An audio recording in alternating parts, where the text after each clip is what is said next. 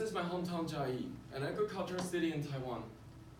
When I was little, my only entertainment was to go farming with my grandma. When she was cleaning and checking the farm, I could go play with mud, frogs, or dig some bugs for our chicken. At that time, I thought my grandmother had superpower. I thought she could talk with vegetables. Because whenever I asked Grandma, is this fruit or vegetables ready or not? The only thing she needs to do is to take a look at it. And she could tell me, oh, this one's ready, you can have it. No, this one's not ready yet, don't touch it. But for me, and I guess for most of us in the room, they all look pretty much the same, right? Yeah. But what I didn't know was, actually my grandmother spent almost her entire life dealing with vegetables and fruits. So of course, with those knowledge and experiences, she understands everything so well. But now my grandmother is 83 years old. Her body isn't as strong as before. And farming for a lifetime damaged her body. She can't farm anymore. And sadly, when it's time for her to leave, all those knowledge and experiences will go away too. So as a lot of other farmers in the world. By 2030, we'll face a serious issue of the global food crisis. The global population will reach 8.5 billion, which means the demand of the food will be way greater than the supply we can do. And if we keep on doing what we're doing, it might hit us even faster.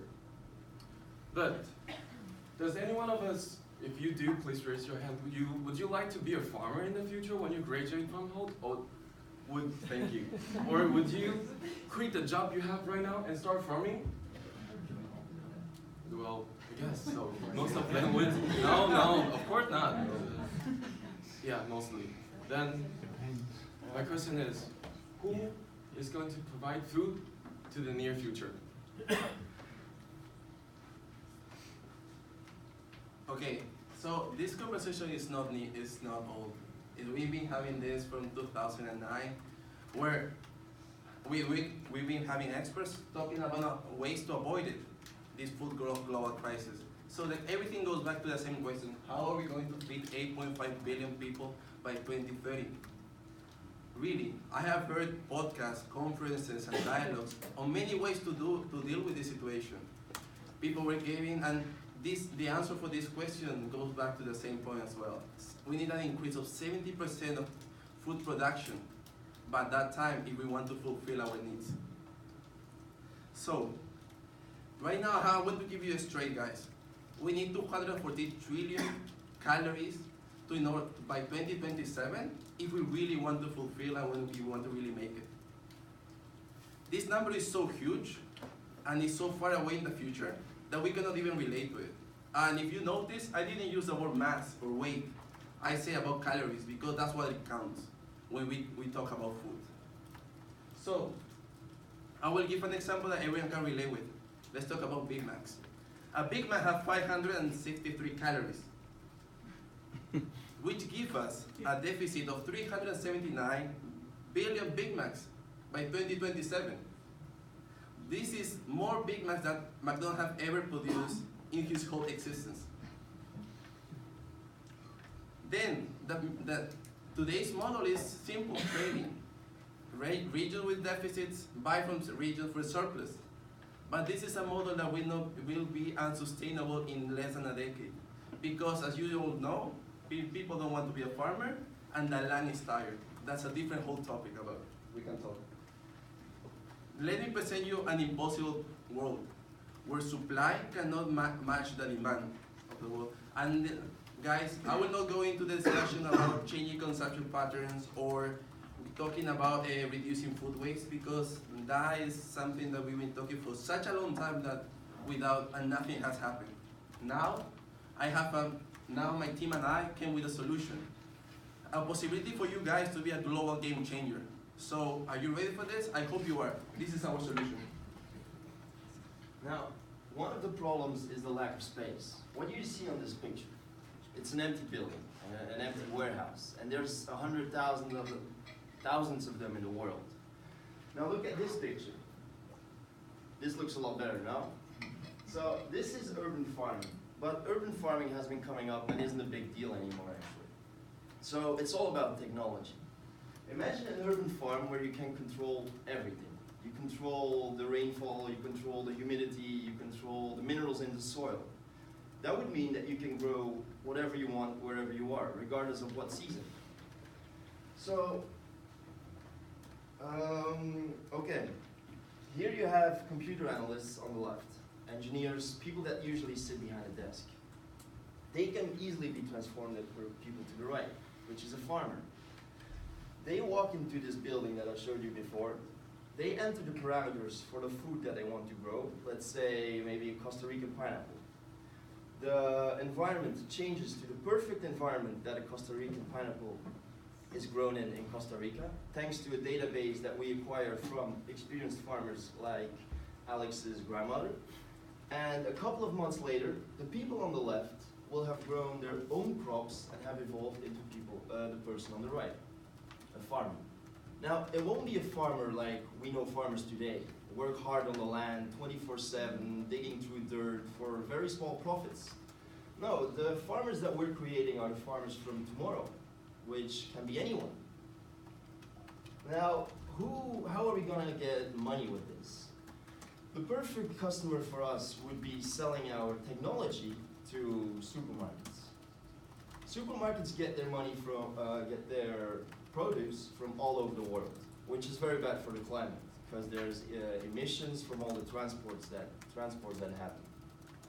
Now imagine that we sell this technology to, for example, Safeway, and Safeway puts it in a building right here in San Francisco, where they start growing, let's say, Chinese tomatoes next to Japanese strawberries, because the Japanese strawberries are simulated in a Japanese climate. The Chinese tomatoes are simulated in a Chinese climate. They can grow whatever they want, and then they can offer it in their stores, which makes them less dependable on the local farmers, which makes them less dependable on the weather, which can destroy crops, but this is inside a building, so the crops won't be destroyed, and it gives them a better position in price. Now, everything is connected these days, or should be connected. So that's no different with our labs. Every one of our lab is connected to the other. If a farmer in India buys a lab, it will be connected to the labs we sell here in Safeway. This makes it possible to track the growth of every one of the produce in the labs and send that real-time information to whomever needs it. Because this is not only about making money, it's also about making a better planet and solving the future food problem. So take that solution and scale it down to something more accessible for us individuals. Urban farming could make such a huge difference, especially for us since we're finally allowed to monitor what we put in our own bodies. So imagine your own little farm in your apartment, growing your own fresh ingredients. Now we're not talking about wearing overalls or converting your living room into a potato farm, but this could really happen. So for city dwellers, homeowners, and small-scale farmers, hydroponics is a way to connect with nature while making the learning curve worth it. And we can finally turn our lawn into lunch. And agriculture has always been associated with manual labor or traditional farming methods, and the stigma of farming being a poor man's job makes it really hard to achieve food security, and the concept doesn't really attract everyone. So we want farmers and ourselves to become more responsible of our own future. We want to move up the supply chain and not be heavily dependent on these big food distributors. And we can envision as a resilient farming community benefiting from a sustainable environment that we ourselves curated.